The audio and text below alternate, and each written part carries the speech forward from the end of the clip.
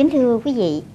dự án nâng cao năng lực cho phụ nữ trong quản trị tài nguyên nước tại thành phố Sóc Trăng do Liên hiệp các hội khoa học và kỹ thuật Việt Nam, Trung tâm Bảo tồn và Phát triển Tài nguyên nước chủ trì và được Hội Liên hiệp Phụ nữ thành phố Sóc Trăng triển khai thực hiện từ ngày 28 tháng 2 đến cuối tháng 8 năm 2018.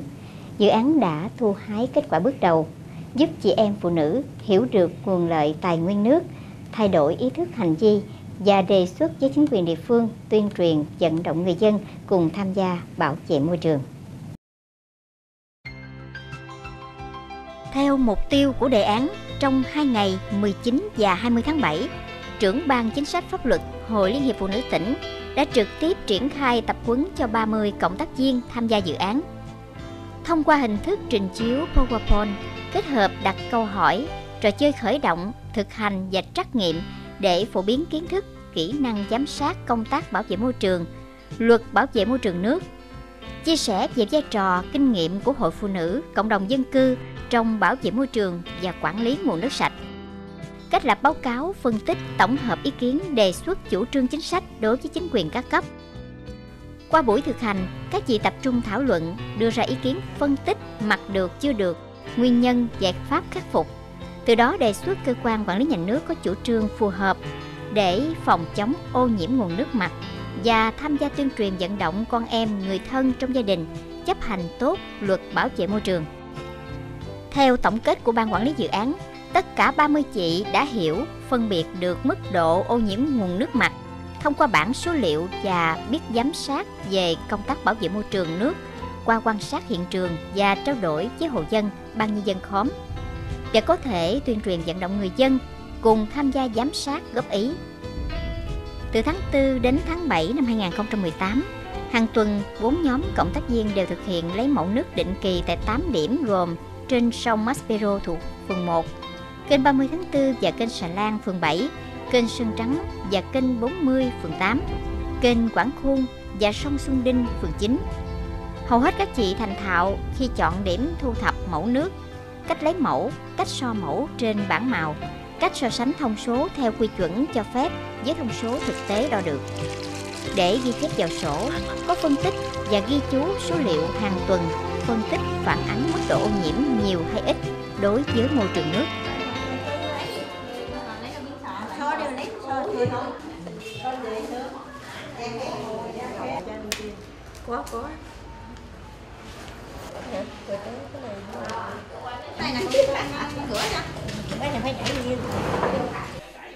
Nếu chỉ số pH lớn hơn 7, tức là trong nước có độ axit, hoặc nhỏ hơn 7, tức là trong nước có kiềm. Hai chỉ số này tuy nằm trong ngưỡng cho phép theo quy chuẩn chất lượng nước mặt,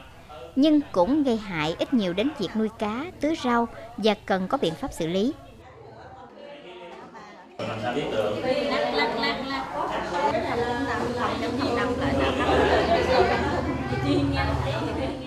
Tôi nhận thấy là cái dự án này rất có ích đối với bản thân tôi. Hiện nay cái nguồn nước sạch thì ngày một khan hiếm.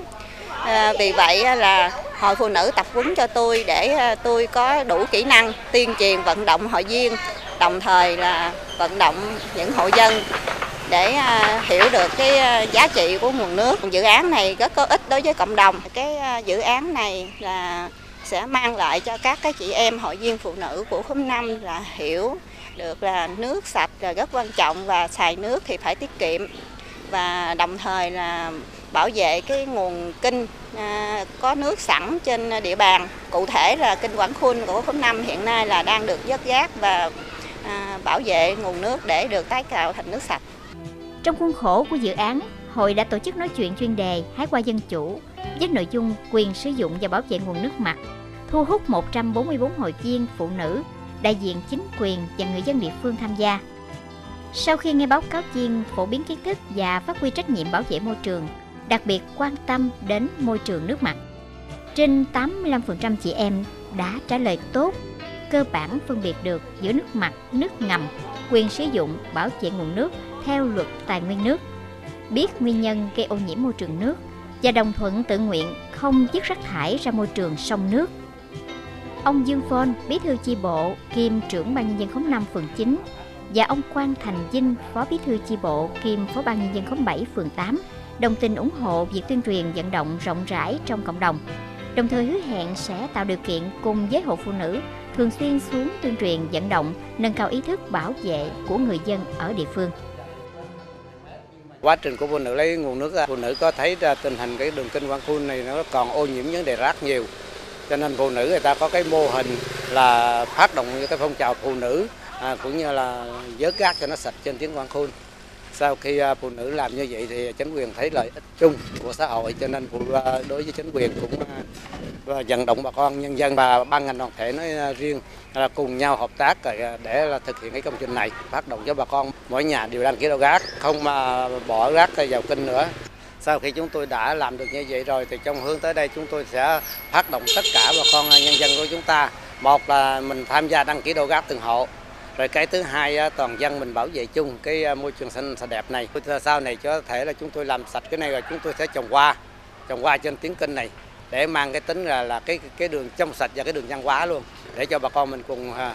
hưởng thụ và để cho các em mình nó thấy cái môi trường xanh sạch đẹp này nó học hỏi theo. Song song đó, ban quản lý dự án phối hợp với Hội Nông dân, Hội Phụ nữ, Đoàn Thanh niên, Ủy ban Nhân dân phường đã đặt 4 biển truyền thông và vận động 358 hội viên phụ nữ, thanh niên, nông dân và hộ dân tham gia 4 cuộc quét dọn làm cỏ, thu gom rác ven sông, kênh tại phường 1, phường 7, phường 8, phường 9. Hoạt động ngày thứ Bảy sạch, chung tay bảo vệ môi trường đã tác động đến mọi người dân ở địa phương quan tâm hưởng ứng. Vợ chồng bà Phạm Thị Lụa, hội viên phụ nữ khóm 6 phường 7 cho biết, vợ chồng bà sẽ tiếp tục tham gia quét dọn vệ sinh để bảo vệ môi trường và cùng với các hộ dân sinh sống ven kênh Xà Lan đăng ký hợp đồng đổ rác thải sinh hoạt nhằm hạn chế chiết rác bừa bãi xuống dòng kênh.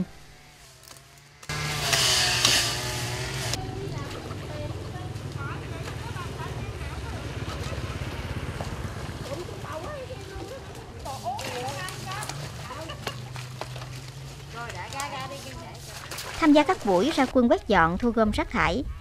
các ông bà là bí thư, trưởng hoặc phó ban nhân dân khóm 4, phường 1, khóm 6, phường 7, khóm 7, phường 8, khóm 5, phường 9 đều có ý kiến đồng thuận với việc làm này và sẽ phát động hộ dân ở ven bên sông Maspero, kênh Sơn Trắng, kênh Quảng Khuôn, kênh Xà Lan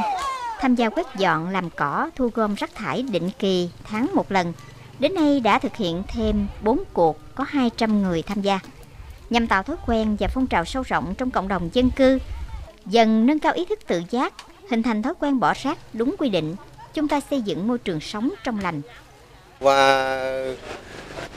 hoạt động làm môi trường, làm vệ sinh thì là cảm thấy cái tình hình vệ sinh của kênh Quảng Phun thì nó rất là sạch sẽ, tương đối. Tuy nhiên cũng có một số bà con, một số ít thôi,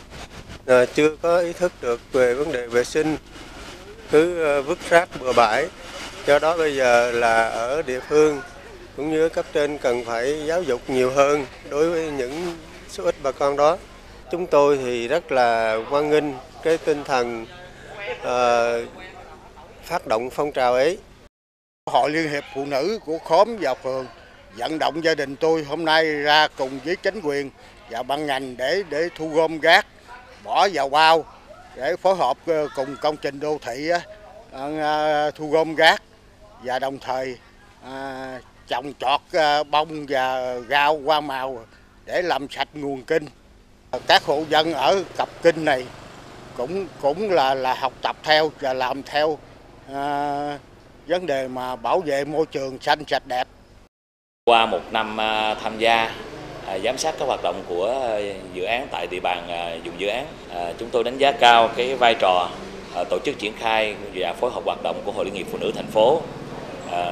Nhìn chung các chỉ tiêu đặt ra đều được các cấp hội chỉ đạo thực hiện, đạt cái yêu cầu đề ra, đảm bảo đúng đủ các tiến độ theo cái tiến độ dự án yêu cầu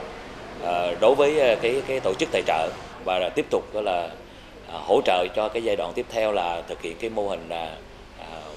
trồng rau sạch tại cái địa bàn thành phố Sóc Trăng. Mặt khác, thứ hai cũng nhận thấy là đã thu hút mạnh mẽ sự quan tâm tham gia của cộng đồng dân cư trong và ngoài vùng dự án về cái công tác quản trị tài nguyên nước. Đặc biệt là thấy có cái vai trò của chị em phụ nữ kết nối và đưa được cái tiếng nói của phụ nữ vùng dự án đến với cấp ủy chính quyền địa phương, qua đó tranh thủ được cái sự hỗ trợ hữu hiệu của các cấp lãnh đạo trong cái tổ chức triển khai hoạt động dự án, đảm bảo đúng được cái tiến độ đề ra và cũng đã giải quyết được những cái vấn đề quan tâm băn khoăn của chị em, vấn đề cung cấp nước sạch sử dụng trong sinh hoạt và sản xuất, tạo được cái dấu ấn cũng như là cái uy tín của hội phụ nữ đối với các chính quyền địa phương cũng như là đối với các tổ chức tài trợ. Qua 6 tháng hoạt động dự án, tại 4 phường đã xây dựng được 4 nhóm cộng tác viên phụ nữ nòng cốt, được tập huấn nâng cao kiến thức về quyền sử dụng và bảo vệ nguồn nước mặt, kỹ năng quản lý nguồn nước sạch ở cộng đồng, thông qua hoạt động giám sát, phản biện, đề xuất chính sách nhằm hạn chế tình trạng ô nhiễm môi trường nước mặt. Từ đó, mỗi cộng tác viên trở thành tuyên truyền viên trực tiếp đến tất cả người dân, từng bước làm thay đổi cách nhìn nhận về lợi ích nguồn nước sạch trước sự biến đổi của khí hậu hiện nay,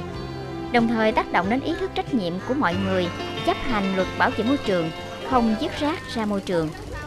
đăng ký đổ rác theo quy định, tham gia làm cỏ, quét dọn, thu gom rác thải ven sông, kênh rạch, đồng thời giúp cho mọi người biết nguyên nhân gây ô nhiễm nước, mức độ, thời điểm ô nhiễm nhiều ít, ảnh hưởng đến sức khỏe, đến việc trồng lúa, rau, nuôi cá, đến cảnh quan đô thị. Từ đó, người dân, đặc biệt là các cộng tác viên đã đề xuất với chính quyền, ngành chức năng liên quan có biện pháp khắc phục, xử lý kịp thời, như đề xuất có xe định kỳ thu gom rác ở các khóm gian, hẻm nhỏ trong thành phố, tăng cường biện pháp xử phạt hành chính đối với hành vi không chấp hành luật bảo vệ môi trường ở cộng đồng dân cư. Đây là việc làm cần thiết, vừa đáp ứng trước những nhu cầu bức xúc của người dân về nguy cơ ô nhiễm môi trường đô thị, đặc biệt là môi trường nước mặt, vừa nâng cao điều kiện sống trong cộng đồng dân cư, vừa chủ động đối phó với tình trạng biến đổi khí hậu đang diễn ra hiện nay, góp phần xây dựng đô thị văn minh, sạch đẹp.